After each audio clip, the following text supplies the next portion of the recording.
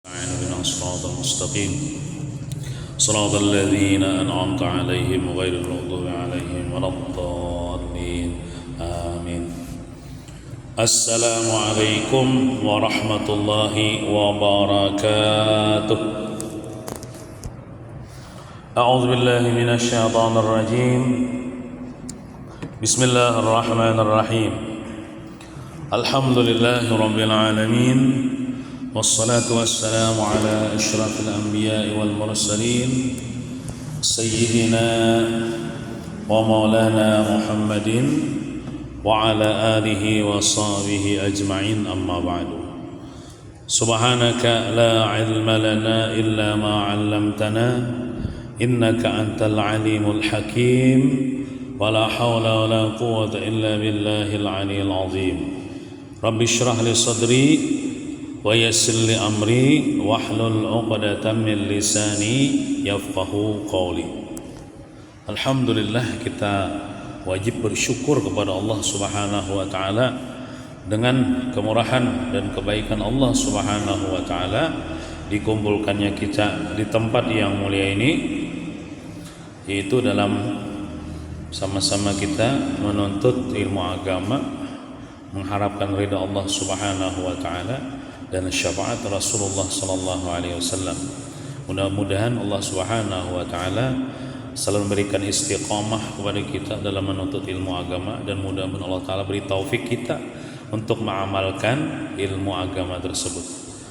Salawat dan salam semoga senantiasa tercurah ke haribaan junjungan kita Nabi besar Muhammad sallallahu alaihi wasallam.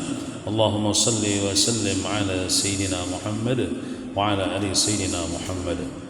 Marilah kita berniat i'tikaf. Bismillahirrahmanirrahim. Nawaitu an a'takifa fi hadzal masjid sunnatan lillahi ta'ala. Halaman 123. Bismillahirrahmanirrahim. Qala al-muallif hafizahullah ta'ala wa nafa'na bihi wa bi jami' ulumihi fid dharain amin. Ma'rifat kepada Allah Subhanahu wa ta'ala, yaitu mengenal nama Allah Subhanahu wa ta'ala Al-Mu'izzu dan Al-Mudhillu. Al-Mu'izzu dan Al-Mudhillu adalah nama Allah Subhanahu wa ta'ala yang ke-25 dan ke-26. Langsung dua lah. Nah, Al-Mu'izzu dan Al-Mudhillu artinya dialah Allah Subhanahu wa ta'ala yang memberikan kerajaan kepada seseorang yang dikehendaki, dan dia Allah yang mencabut kerajaan dari seseorang yang dikehendakinya. Nah, misalnya ada di dunia ini orang misalnya jadi raja, nah jadi presiden, nah itu memang kehendak Tuhan, kehendak Tuhan juga. Nah, walaupun misalnya kita rakyat kada memilih, tahu-tahunya jadi presiden misalnya dengan hasil dengan melakukan kecurangan misalnya dengan melakukan penipuan lalu jadi presiden misalnya, kita tetap juga kehendak Tuhan. Sudah. Nah, misalnya jadi presiden berapa? 5 tahun 5 tahun. Misalnya ampih mencalonkan jadi presiden, ampih jadi presiden, ampih jadi raja. Nah, ampih itu hakikatnya Allah taala juga. Nah, mencabut kerajaannya Allah Ta'ala juga. Nah, mengangkat inya jadi raja Allah Ta'ala.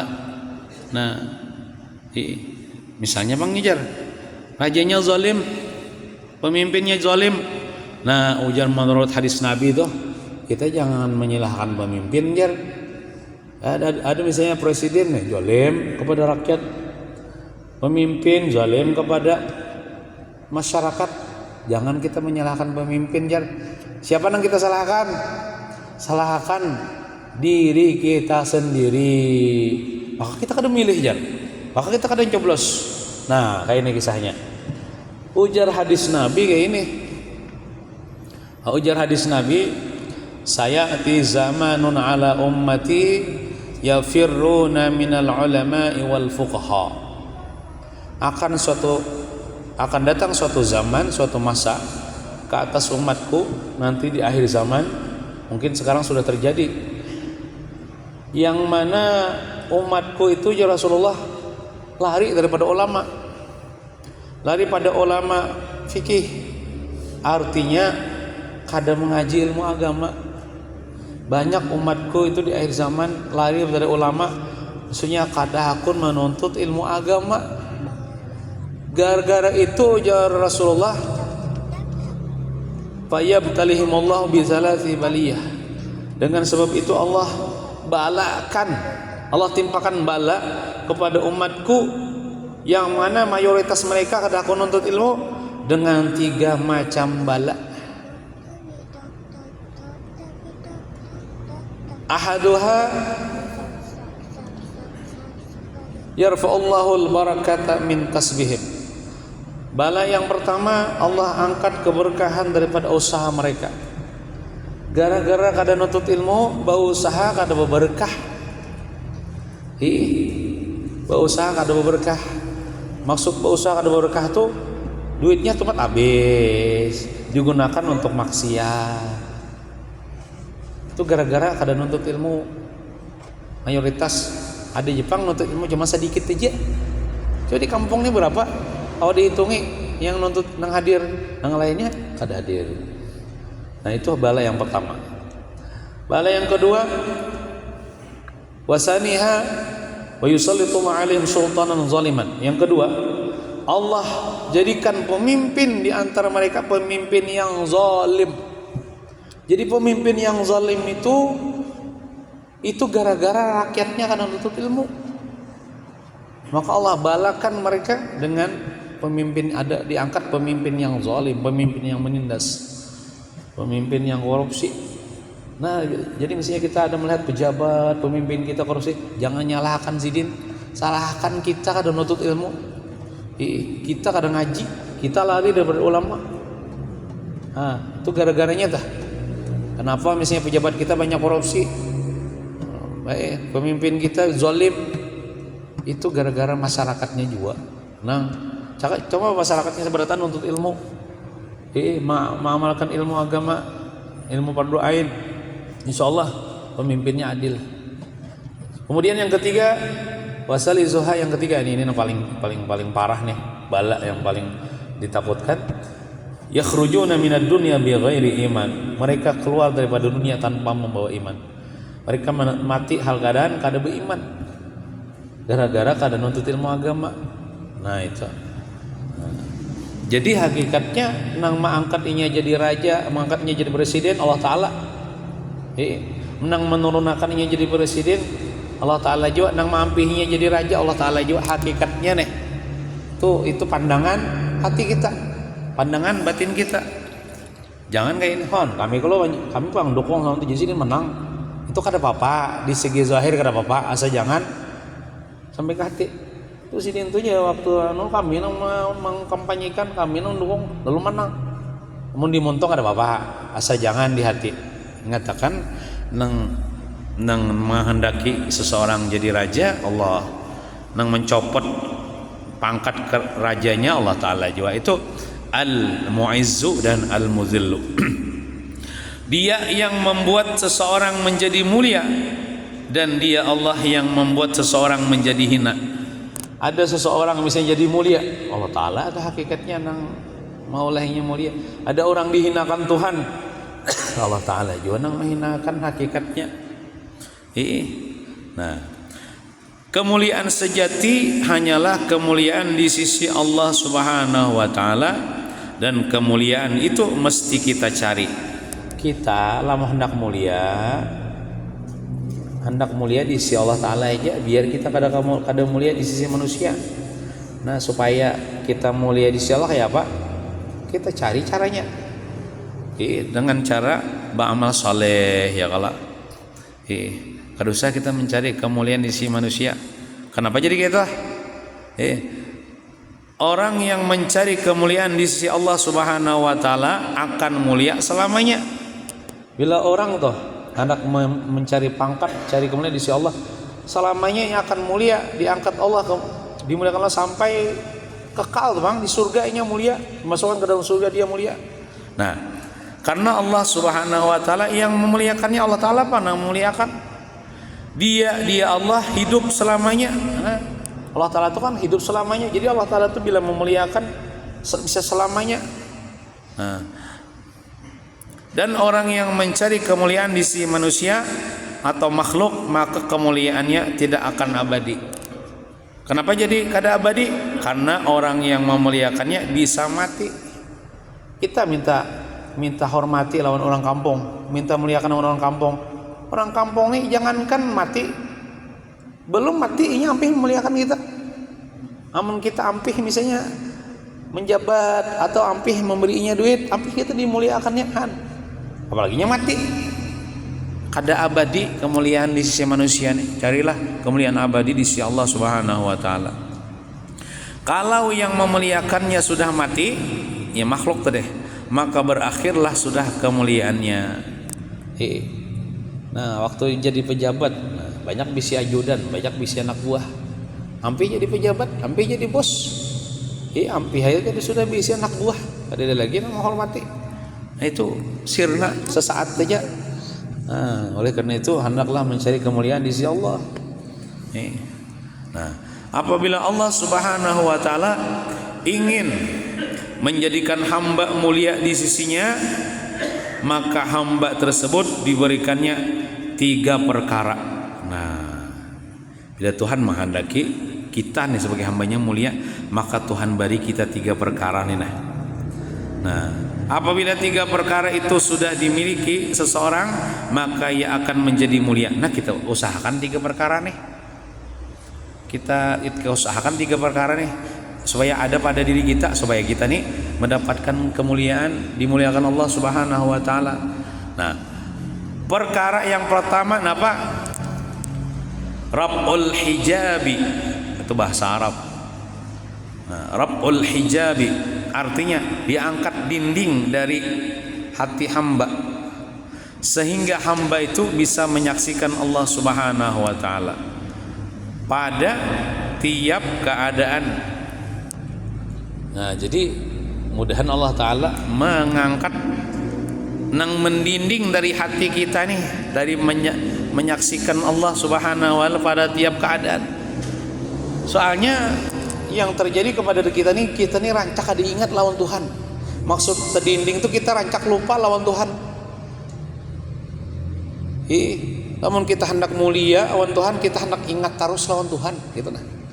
Jangan terdinding daripada mengingat Allah Subhanahu wa taala. Nah, barang siapa dari hatinya terangkat hijab itu yang pendinding, dan bisa melihat pada tiap sesuatu fi'il atau perbuatan Allah Subhanahu wa taala. Fi'il itu ya perbuatan lah. Maka ia sudah mendapatkan satu perkara untuk menjadi orang yang mulia. Jadi bila kita kawas selalu mengatakan ini perbuatan Allah taala, nah itu sudah suatu pertanda kita ini termasuk orang yang dimuliakan Allah Subhanahu wa taala. Contoh kita tadi sembahyang itu perbuatan Allah kah perbuatan kita kah? Ini bicara hakikat lah. Pandangan hati kita itu perbuatan Allah, ya kalau kita ingatakan itu perbuatan Allah. Kita nuntut ilmu nih, perbuatan kita kah perbuatan Allah kah? Perbuatan Allah. Jadi mengatakan itu ini perbuatan Allah. Aku bergerak nih, hakikatnya apa? Nih Allah taala menggerakkan ini perbuatan Allah. Itu berarti ingat Allah taala tuh. Bila kita kawa setiap detik, setiap waktu kayak itu, berarti kita ini tandanya orang yang dimuliakan Allah Subhanahu wa taala. Tak angkat hijab. Namun orang tak hijab tak dinding tuh ya nang aku terus. Aku ampunku, milikku, punyaku, diriku. Kadang mengatakan itu ampun Tuhan, milik Tuhan, gawian Tuhan. Nah, Selama kita masih terdinding oleh memandang makhluk Allah Subhanahu wa taala, maka kita terus terdinding dari Allah Subhanahu wa taala. Mun di hati kita nih, tak pandang makhluk terus, tak pandang gawian makhluk terus, kada memandang itu gawian Allah taala, maka terus menerus kita kakak itu juga selalu terdinding dari mengingat Allah Subhanahu wa taala. Kan kita ini diberi akal, diberi telinga mendengar, diberi mata melihat, kita melihat alam semesta nih, melihat tukang begawi sih, itu gawian Allah taala hakikatnya. Melihat pohon tumbuh, Allah taala yang menumbuhkan. Nah, hati kita nih mengatakan terus kayak itu. Bini kita, masakan kita, hakikatnya Tuhan yang menyediakan rezeki ini. Nah kayak itu. Cuman itu jangan dikeluarkan lah. Jangan dikeluarkan. Kalau misalnya bini menyorong kopi, ini umanyain Allah taala nih bola kopi. Aduh usah. Ilmu hakikat itu di dalam hati aja tahu sudah itu. Kalau saya dikeluarkan, kecuali orang batakon. Itu pun kalau orang batakon zahir, jawab zahir juga. Kalau orang batakon hakikat, jawab hakikat juga. Jar mamanya nih. Ini siapa tadi namun melahkan terjar. Jadi batakon zahir kan. Jadi kita pian juga pian tadi mana membuatakan banyu maharwakan mah pian juga ini batakon zahir juga jawabannya. Tapi lah misalnya bini kita, ini siapa nih hakikatnya nih maulah? Jawab aja hakikatnya Allah taala. Nah itu. Jadi amun kita sudah belajar tauhid nih, biar nang di dalam tuh di dalam aja, harus dikeluarkan. Hati kita aja nang main. Harusnya kita nang tuh rumah siapa itu aja? Rumahku, ada bapak itu. Zahir orang betakon zahir jawab zahir. Amun orang betakon tuh siapa aja? Amun rumah tuh hakikatnya Allah taala tuh. Nah, orang betakon hakikat jawabannya hakikat juga. Nah, kayak itu. Cuman hati kita terus menerus itu hakikatnya Allah, ampun gawian, perbuatan. Nah, supaya kita ingat terus Allah taala kada terdinding Allah taala, supaya kita dimuliakan Allah Subhanahu wa taala. Nah, dan barang siapa pandangan mata hatinya hanya makhluk Allah Subhanahu wa taala, bukan Allah Subhanahu wa taala, maka ia termasuk orang yang terhina. Nah, orang menghina tuh kenapa? Orang yang selalu pandangan makhluk aja, kada memandang itu perbuatan Allah. Tapi sebaliknya, orang memandang itu gawian Allah, perbuatan Allah dalam semesta ini berarti itu orang yang mulia. Terserah kita aja lagi anak hina, anak mulia kah? Nyatanya kita anak mulia. Jadi usahakan bila kita kembali lihat sesuatu, ingatkan nih ampun Tuhan, gawian Tuhan. Kita mendengarkan bunyi-bunyian apa yang kita dengar, itu ampun Tuhan, perbuatan Tuhan. Nah, memandang segala sesuatu hanya perbuatan Allah Subhanahu wa taala. Itulah yang dikatakan oleh orang-orang ahli tarekat dengan musyahadah ngarannya. Ada juga orang tuh musyahadah ya kayak itu. Musyahadah tuh ya kayak itu. Mengatakan memandang itu gawian Tuhan itu nah. Jadi itu arti musyahadah, mengatakan itu gawian perbuatan Allah Subhanahu wa taala semata-mata. Itu arti musyahadah. Nah, dalam kurung atau menyaksikan perbuatan Allah Subhanahu wa taala dengan mata hati. Ini kada perlu untung lah Bapak hati aja nang main. Walaupun pian duduk-duduk santai-santai, pian sambil berokok, pian sambil minum kopi, di mana kami misalnya duduk santai. Ingatkan nang pian lihat tuh Allah taala, ampun perbuatan ini ciptaan Allah, ini milik Allah. Itu zikir musyahadah, itu zikir hati. Nang malaikat pun kada kau mencatat. Nah, itu zikir sir namanya zikir hati. Nah, itu lebih afdal daripada zikir zahir, zikir nang nampak di mulut diucapkan tapi hati lupa. Nah, itu zikir juga itu di mana aja kita berzikir. Berabah kah, berduduk kah, berbaring kah, kita berzikir. Mengatakan itu ampun Tuhan, perbuatan Tuhan. Nah, apabila kita sudah mampu musyahadah dengan mata hati, Artinya selama mengatakan nang nampak di alam semesta ini gawian Tuhan, perbuatan Tuhan nih. Di setiap waktu, setiap detik, maka kita akan terhindar dari berbagai macam penyakit di hati. Nah ini efek nang baiknya timbul mun kita mengatakan nih gawian Tuhan, perbuatan Tuhan. Efek nang bagusnya akan timbul nanti kita terhindar dari berbagai macam penyakit di hati atau sifat-sifat tercela. Di antara penyakit hati itu nang akan hilang, akan kadada di hati kita amun kita mengatakan digawein Tuhan bertahan. Di antaranya itu yang pertama, terhindar dari hasad atau dengki. Hasad bahasa Arab, bahasa kayaknya dengki atau pahirian bahasa gitunya. Iri dengki. Nah, kenapa kita dengki Yesidin? Karena kita terdinding dari menyaksikan Allah Subhanahu wa taala. Ya kayak ini kalau dengki itu kada ketujuh melihat orang dapat nikmat dan mengingini nikmat orang tuh hilang. Itu nah. Bila orang dapat nikmat kada ketujuh hati dan mengingini nikmat tuh hilang. Itu dengki. Biasanya orang nang kayak itu tuh inya kada memandang nang memberi nikmat tuh Allah. Nah kan misalnya kita melihat tetangga kita, misalnya anggaplah sugih misalnya dapat nikmat sugih. Lalu kita misalnya behiri, lalu kita dengki, itu kita tak pandang inyanya. Coba kalau kita memandang nang menyugihakan tuh siapa gerak? Allah Ta'ala. Iyalah. Nang mendatangkan rezeki kepadanya tuh siapa gerak? Allah Ta'ala. Kan ada urusannya lawan inya. Nang menghendaki inya sugih itu siapa? Allah Ta'ala. Gawian Allah Ta'ala artinya tuh. Dan gawian Allah Ta'ala kada perlu diprotes. Iyalah, kada boleh ditentang. Bila kita iri dengki lawan orang, berarti kita memprotes perbuatan Allah. Nang parahnya lagi kayak ini, memadahkan Tuhan tak salah njulung nikmat. Seharusnya aku jar, kenapa inya? Atau parahnya lagi. Maka oleh karena itu, hasad atau dengki ini adalah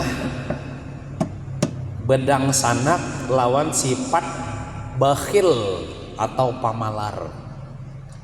Bakhil atau pamalar. Kayak apa? Kenapa jadi kayak itu, Jar? Dengki ini bedang sanak lawan sifat bakhil atau pamalar. Coba pamalar. Pamalar tuh kayak ini, kalau memalarakan, kadahkon julung, kadahkon memberi. Ini dengki ini kan parah daripada pamalar. Memalarakan nikmat Tuhan. Jangan diberi Tuhan inya. Amun bakhil kan memalarakan amun diri sendiri kalau. Ini hasad nih mamalarakan ampun Tuhan. Tuhan kenapa biar berinya? Orang jangan Tuhan mamalarakan ampun Tuhan. Jadi Tuhan saran deh. Nggak beri ke siapa kah? Nah tuh hasad itu bedang sanak yawan sifat bakhil. Maka bakhil ini kadang bisa menyebabkan orang kada masuk surga. Nah kayak itu. Semakin bersih hati dari penghalang dari menyaksikan Allah Subhanahu wa taala, maka akan hilang juga sifat dengki di hati kita. Bila orang dapat nikmat misalnya, nikmati kadang mesti harta, ilmu tuh nikmat juga. Biasanya bahir ini sama seprofesi. Contoh misalnya ustadz sama ustadz, ulama sama ulama. Misalnya ada ulama di kampung sebelah, muridnya banyak pada seorang misalnya, seorang paling bebayinya ada. Nah bisa namun kada bersih hati ini bisa hiri dengki. Lawan nang ulama itu, pedagang sama pedagang gitu juga, pejabat sama pejabat gitu juga, seprofesi madu sama madu gitu juga. Orang bisi bini dua tuh. Nah sesama bini itu bisa bihiri. Dang sanak, bedang sanak bisa juga. Itu nih dengki ini kada begaduh sih, ulama kah, banyak ilmu kah? Bisa juga behiri dengki itu nah. Biar berilmu bisa juga hiri dengki menyembah kepada ulama sebelah, memfitnah, menggibah kepada ulama-ulama nang anunya nang inya hiri itu bisa juga kayak itu. Nah, jadi ingatakan bila orang tuh diberi nikmat, ingatakan itu nikmat tuh Tuhan yang memberi, Tuhan yang menghendak, bukan inya. Nah, amun kita memprotes perbuatan Tuhan. Nah, amun kita pemikiran kayak itu, kita ingat kelawan Tuhan atau perbuatan Tuhan, maka kita kada bahiri dan ki insyaallah. Dan kita ingatakan aja tuh hadis Nabi sallallahu alaihi wasallam ujar Rasulullah apa? Al hasad yaqulul hasanat. Iri dengki itu apabila ada di hati kita itu menghapus, menghancur, menghanguskan seluruh amal-amal ibadah kita. Mulai kita balik tuh beribadah sampai ini habis pahalanya, hancur, sia-sia. Walaupun kita berumrah setiap tahun, walaupun kita berhaji setiap tahun, walaupun kita semua yang berjamaah terus, habis pahalanya gara-gara iri dengki itu ya. Nah, jadi tipsnya, caranya tadi diantaranya ingat, pandang itu nikmat Tuhan yang memberi, bukan inya yang ampun nikmat itu. Lawan inya di dunia ini suki kada balawasan jua itu nah. Lawan ingatakan hadis Nabi tadi bila bahiri dengki itu menghapus seluruh pahala amal-amal soleh kita mulai bahari sampai sekarang. Nah kayak itu. Jadi ingatakan itu nikmat Tuhan yang Allah berikan kepada yang ia kehendaki tasara Tuhan gitu nah. Tasara Tuhan. Dan apabila maka akan hilang juga sifat dengki di hati kita. Dan apabila tidak ada lagi dengki di hati, maka kita sudah bisa mengatasi separuh dari kesusahan hidup. Berartilah orang nang bahiri itu hidupnya susah. Hidupnya susah. Inya gerigitan mana lawan orang nang dirinya tuh.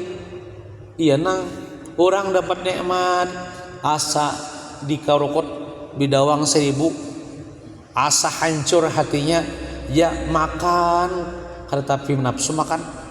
Nah itu orang dapat nikmat deh, kada tenang hatinya. Minum asa kada nyaman, guring kada nyenyak. Bila orang dapat nikmat mangarukot, mangarikot gigi. Hendak anu nih, hendak menempeleng. Orang maka semakin dapat nikmat bertambah-tambah nikmat inya kada tahu-tahuan kita nang hiri nih. Nah, jadi orang hiri dan kita kan nyaman hidup, susah hidupnya, walaupun ini berduit juga tah, maksudnya hatinya susah, hatinya gelisah.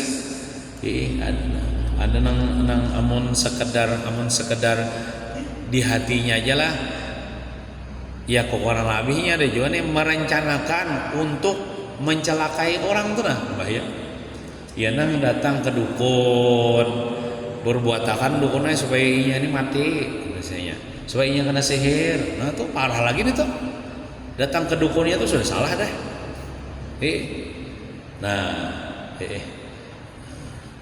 Jadi orang yang paling rentan ini keterangannya di kitab lain lah, orang yang paling rentan yang terkena penyakit dengki itu adalah para kerabat, bubuhan, keluarga dekat, dan termasuk tetangga. Nah tetangga, jadi kita hidup bertetangga, amun orang marah behiriun kita, tapi lamun kita ya jangan kadeda gunanya juga, kadeda manfaatnya juga. Nah jadi hal itu dikarenakan mereka menyaksikan bang nikmat yang menjadi sebabnya dengki kita toh. Nukar motor misalnya, nukar motor, kan tetangga kita melihat dah.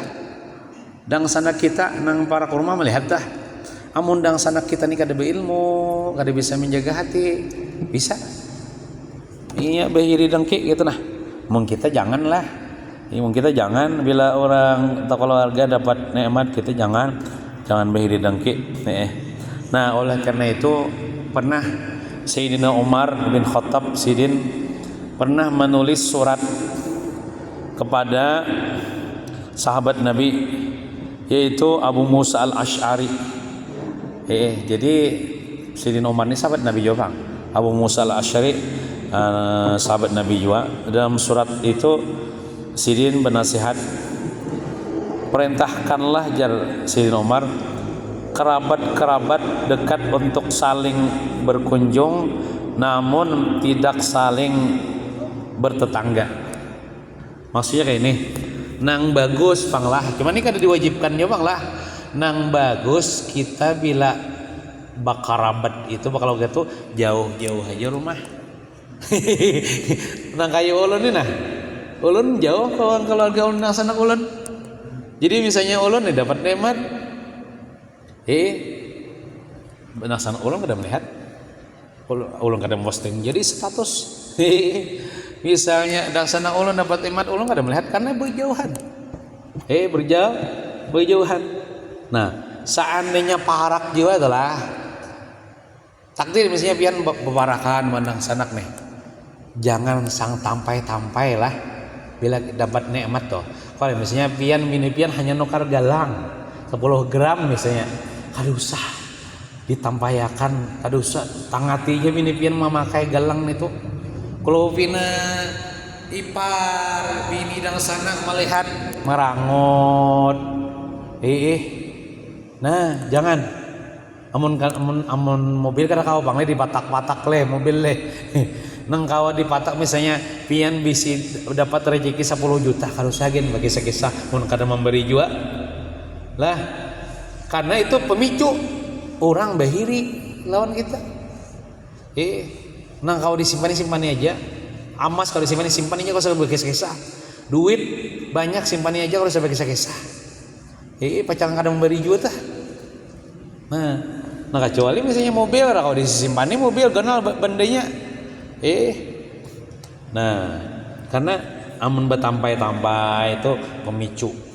Atau misalnya kayak ini, karena mesti amas duit kita, anggaplah dapat rezeki lalu tolak ke restoran kan keluarga nih makanan nyaman-nyaman memposting di sosial media di status. Nah kami jar di restoran kada usah gin rupina ada tetangga yang sakit pada seorang makanan inya amun inya kada behiri inya rupina sedih hatinya, amun inya behiri pulang bahaya inya.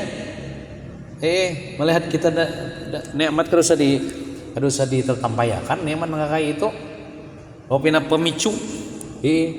Nah jadi yang bagus tuh sih den kerabat itu tak jauh sedikit menkawa tapi baik ilangan juga disuruh baik ilangan, namun jadi tidak saling bertetangga. Nah Sidin Umar menganjurkan gitu, dang sanak tuh bagusnya jauh-jauh rumah tapi saling mengunjungi. Tapi jangan saling bertetangga, jangan saling berdekatan. Amun kawa, amun sudah telanjur ini kan kawa sudah. Nang ianya tuh deh, hati kita dijaga supaya jangan bahiri dengki.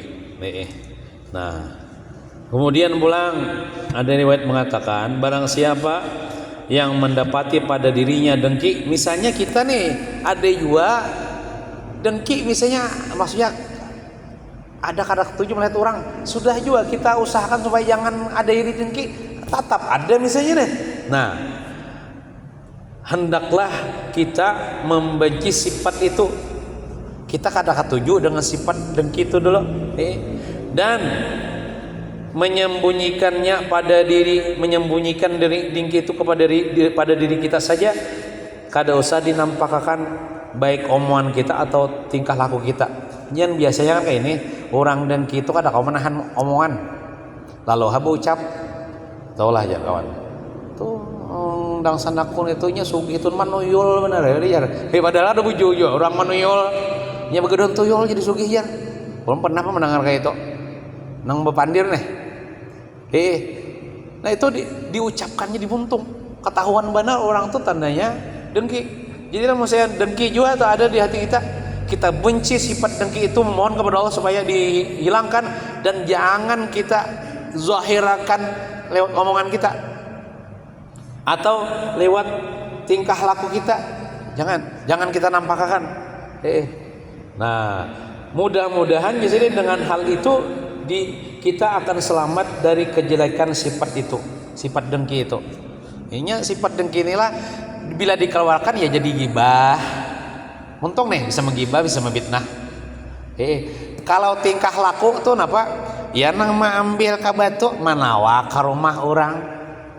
Atau misalnya apa sampah-sampah ditimbai ka palatar orang nang dihirinya, itu tingkah laku. Kalau dikeluarkan nang di dalam hati tuh. Amun di mulut ya tadi membitnah, menggibah. Amun tingkah laku ya nang menawaki rumah orang. Kayak nang bubuhan nang Abu Lahab nih menawaki pintu rumah Rasulullah dengan sampah-sampah, dengan duri-duri. Jadi misalnya juga tuh ada perasaan kada katuju misalnya, tapi nauzubillah min dzalik lah, ada perasaan kada katuju di hati kita nih. Lawan tetangga kita kan, sana kita kada bernikmat. Kita pendam di hati aja, jangan dikeluarkan lewat mulut. Mulut kita ini berpandang baik-baik aja, seakan-akan kita nih baik lawan inya. Tingkah laku kita jangan kita menyakiti inya, jangan menawaki rumahnya, jangan misalnya ayamnya ditimbai minyak panas misalnya tuh ayamnya dipangkung lalu tingkah ayamnya apa sarik ini nukar mobil bang ayamnya jadi sasaran. Nah jangan, biar aja di hati kita sambil kita memohon kepada Allah Ta'ala, insya Allah suatu saat Allah hilangkan itu. Sambil kita membaca ini, nah ia memohon kepada Allah Ta'ala supaya dibersihkan hati kita. Nah kemudian ada lagi nasihat daripada ulama. Tidak sempatasnya bagi orang yang dihasut untuk membalas orang yang dengki kepadanya dengan kejelekan. Misalnya kita nih pulang, di pihak kita nih didengki orang, dihiri orang. Contoh orang ini nyambeti kita, apakah kita nih menyambetinya juga? Kada. Orang memfitnah kita, apakah ini kita memfitnahnya juga? Jangan. Orang misalnya menawaki rumah kita lawan kulit durian, lalu kita tawaki juga lawan kita bulikakan kulit durian ke rumahnya, kada usah, jangan. Itu bertambah parah. Kina kada lagi kulit durian, kina parang ngar batu kina ujung-ujungnya betimpasan. Nah jadi kita sebagai orang yang dihiri tidak sepatutnya membalas kejahatan orang itu dengan kejahatan, tapi lamun hendak memadamkan kedengkiannya cukup kita diam, jangan membalas. Atau seandainya hendak membalas juga, balaslah dengan kebaikan. Contoh, inya tadi menawaki tadi, kadapang menawaki ke muha kita, kapalatar kita kulit durian nah ditawak kulit aja bang di tawakinya gitu nah. Kita kada reaksi apa-apa, malah kita nukar durian.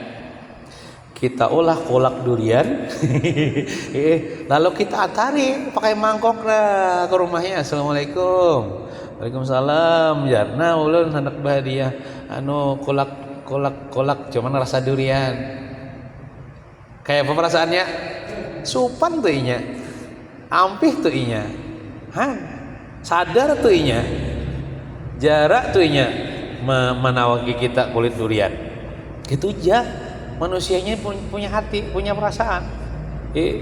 Namun kita balas malah bebanget inya, malah bebanget kedosa. Atau misalnya inya menyambati kita, maka ada pulang tuh sampai yakan nih, kon kita misalnya ikam sebut aja. Biar aja kita kada apa-apa juga, kada kurang juara aja kiko. Kita ketika ketemuan inya nih. Jangan muha kita tuh menampakkan permusuhan, jangan pura-pura kada tahu aja. Yang gini, kamu nyambeti aku jar. Jangan pura-pura kada tahu. Pura-pura kada tahu padanya nyambeti kita. Pura-pura kada tahu, senyum aja kita. Kalau perlu beri duit nah. Nah, aku alhamdulillah ada berejaki sedikit beri sedikit nah. Hampir tuh. Itu aja. Caranya jangan dimusuhi, bertambah parahnya. Bertambah senang setan. Nah, Itu jasidin mujarab benar menghilangkan sifat dengki kepada orang itu. Amun kita disakiti disambati di macam-macamnya lagi kita beri duit 1 juta tuh ampuh benar tuh mujarab benar maampihi sifat dengki malah nyoba tambah cinta sayang lawan kita, hormat lawan kita.